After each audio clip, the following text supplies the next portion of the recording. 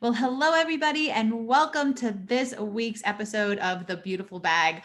I have a beautiful, beautiful guest, Krista. She actually goes by My Gut Instinct on Instagram, and that is how we connected. I'm telling you all, get yourselves over on Instagram if you want to learn more about this, aside from the podcast. But if you want to learn more and really build a community around ostomies, Instagram is absolutely the place to go. People are using their beauty to showcase it. And our guest today, Krista, she does such a wonderful job on her Instagram account on just showcasing the beauty that can be your life in a bag. So Krista, welcome to this week's show. Thank you so much for having me. Excited to have you here. So typically, let's just, I want to get right into it. What's your story? I know it's on Instagram. It says, you've been a Crohn warrior since 2001 and you've been in your ostomy since 2018. Why don't you kind of walk us through that story? For sure. I mean, it is a long story, but I'll kind of have the shorter version. So I was diagnosed with Crohn's disease in 2001. I was only 9 years old. So I've kind of lived with Crohn's disease my whole life. So it's kind of been up and down. So throughout the years, up until 2018, I exceeded, all medication. I tried different biologics. I had 2 bowel resection surgeries prior to my ostomy surgery, and just nothing seemed to really give me any relief from my symptoms. So the biggest symptoms, that were impacting my day to day before I had my ostomy was the pain, nausea, and incontinence. So I was running to the bathroom 20 plus times a day while trying to still live a normal life as a teacher. So I do teach kindergarten. So I was still trying to focus on my career. But all of these symptoms from my Crohn's disease were impacting my day to day and kind of just put me in a dark hole, in a dark place. I started resenting myself and my disease, and I kept questioning, how is this fair? Why me? Why is this happening to me? And I never really thought that my disease would progress to this extent. I always thought it would be something that I could manage, with medication or, diet, lifestyle type thing. But it came to the point where just nothing was really giving me any relief. And the only other option was to keep trying different medication or have surgery. And the surgery would lead to having an ostomy. But my GI team and my surgeon weren't convinced at the time that my ostomy would actually relieve me from all those symptoms that I was feeling. But I kept advocating, and I was actually getting married in 4 months prior to my ostomy. So I actually advocated to have it done before my wedding day so I could enjoy the day instead of, looking back at those pictures and not being reminded of the pain and that I would have felt. Because I know when I look back at certain pictures, different milestones throughout the years, I can tell how sick I was by just looking at those pictures and kind of seeing, behind the smile. So anyway, we went forward with my surgery in April 2018. With some convincing from my surgeon and all of that. But we decided that if that was what I wanted to do, and at least I knew if I tried the ostomy route and it didn't work, then that was one thing that I could cross off my list. And at least I tried it. And ever since, I've been having the best quality of life that I've had prior to. I mean, I still, have ups and downs, and currently dealing with a bowel stricture, but I'm still able to, it's not impacting my day to day where I can still live my life. Wow. That's a lot. That's a lot. So let's go back. So you were 9 years old Yeah. when all of this happened. Mm-hmm. I mean, living life at 9 years old, trying to be a teenager, trying to be a normal child, trying to grow through it up until, you 2018, a couple of years, teaching and all of that, but living your life that couldn't have been easy as a child. No, it wasn't. And I'm only really realizing those effects now into my adulthood, and kind of just being able to look back and kind of see. how I was really feeling. I was really reserved and didn't always express how I was feeling. And sometimes, I didn't even want to tell my doctors the full truth of how I was feeling because I was always kind of scared of what those next steps would be. So when I was diagnosed at 9 years old, I actually had a feeding tube. So that was kind of our treatment plan at the time because I was so malnourished and underweight for my age. So I had actually had a feeding tube that went into my nose and all the way to my stomach until I was in the 8th grade. So in like junior high. Wow. Yeah. And but in the beginning, I had the feeding tube all day, and it was ran 20 hours of the day. So I was being fed for 20 hours each day because I was so underweight. And until I was probably, I don't know, about 6 months, then we kind of reduced my feed. So I could have more time, disconnected from my pump and all of that. And then as the years went on, so like when I started junior high, I would only need maybe nighttime feed. So my mom would actually pull my tube out in the morning so I could go to school and look like everyone else. And then at night, she'd put my tube back in so I could have my feeds. Wow. What a good mom. What a good mom Yes. too. Now, how did that affect you in school? Honestly, I am super, super fortunate. I'm from a small town, and I don't know if I always like to think that that makes a difference. So I'm from a really small community. So really, everybody already knew that I had a feeding tube before I was even going back to school.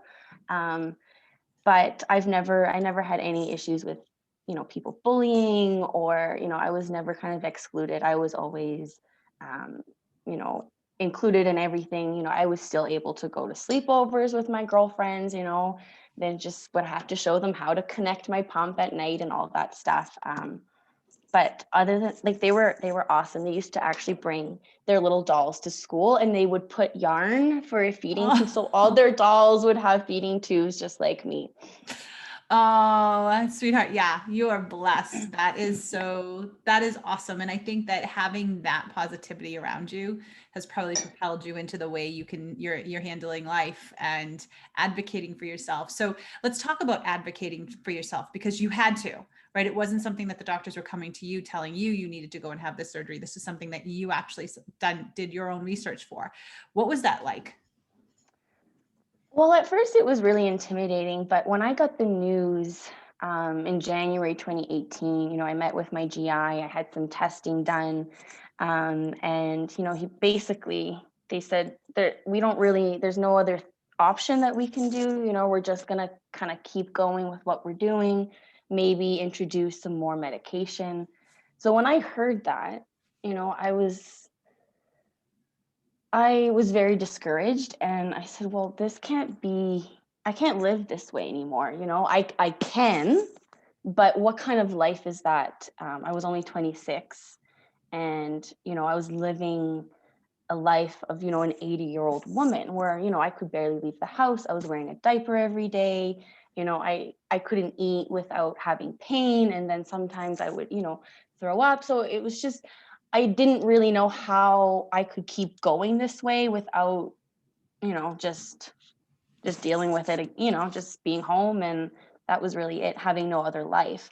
But, went on Instagram and I found, some other women who had an ostomy and they were living their life and they weren't glued to the toilet anymore and they weren't wearing a diaper anymore. And I said, well, it can't be worse than this. So when I approached my doctor, I told him, why don't we try this? Is this an option? Can we try this? And he said, we can try this, but, we don't think it's going to give you the relief. We think you're still going to have reoccurring disease, come elsewhere in, your small bowel and stuff like that. But then once I brought up that we were getting married, my husband and I, and, we wanted to have a family, that kind of got them thinking and kind of moving, kind of listening more, I guess, to what I had to say instead of just kind of pushing it to the side. I wasn't really taking no for an answer. Sometimes you can't. Sometimes you Yeah. can't. You have to be like, this is for me, and this is the best for me, and this is my decision on my life. All right. So you have it. You have a beautiful wedding. You wear a white dress, and you're in an ostomy, right? Yeah. I think a Yes. lot of times people are a little weird, a little afraid to wear white when they're in an ostomy. Yes. So beautiful day. How has life been since? Life since has been really, it's been so smooth sailing. I haven't really, had big issues with, leaks, skin irritation, blockages, anything like that. So from the standpoint of, ostomy life, like it's been pretty smooth sailing. I can't really complain. In the last couple months, I'm still dealing with a stricture that's it's something new. So, but I'm learning to put a catheter through my stoma and insert medication that way. Mhm. So that's been like the only hiccup that I've had since my surgery in 2018. That's awesome. So now you're a teacher. I mean, you're probably, are you guys homeschooling? I mean, are you guys virtual teaching right now up there, or is everybody in the classroom? I'm actually in the class, so we have the Okay. option to go back to class or teach virtual. Okay. So I you're back in the decide to class. go back. Yes, yes, See? yes. All right. So you're back in the classroom. You're teaching, you're in your ostomy, you're living your life every day, you're married. Nothing stopped you from anything that you've wanted. What do you equate that to? I don't. I think it's just my motivation, and I've always, it's just I've always my mentality of kind of going in. It's just I'm not going to let my disease stop me from attaining what I want, and I always take into consideration it might look different for me, right? It might for me to go to school, like I had to take more time because I had surgeries and all of these things. So kind of just being positive and having that light at the end of the road, and just because my journey might be a little different or a little bit harder to attain something, it shouldn't stop me from, going after it. Exactly. Exactly. And it sounds like you're going after those dreams. I'm so excited for you. So, you know, um, you mentioned you've been lucky. You haven't had leaks. You haven't had anything like that. You haven't had any issues except for this, right now you have the stricture. But what about just life in general? I mean, clothing. Do you wear the same clothes you wore before? I think there's so many questions that people always have. Like, can I wear the same clothes I wore before? I get all the time, how's intimacy? I mean, we don't have to talk about that unless you wanted to. I just say it's the same, it's fine. um, Nothing's changed there. What would you want people to know? So if somebody was in the pain that you've been in your entire life, and knowing now what life can be like, that now that you're in the ostomy, what would you want them to know? I want them to know that it does get better. Those hard days, they're not going to always, hopefully not always be that difficult. And I know for me, um, yeah, that it's going to get better. Those days, they're not going to always be that difficult. And that an ostomy is not as scary as it might seem. It might seem scary in the beginning, but as you learn to, dress your new body, how, learn what you can eat, you can actually leave your house. I know I can leave my house and I can enjoy a lot more food now. So I think my ostomy has actually brought a lot more good things in my life than I actually thought it would. I love it. I love it. I love it. Well, Krista, is there anything else that you would like to mention today, or let the audience know?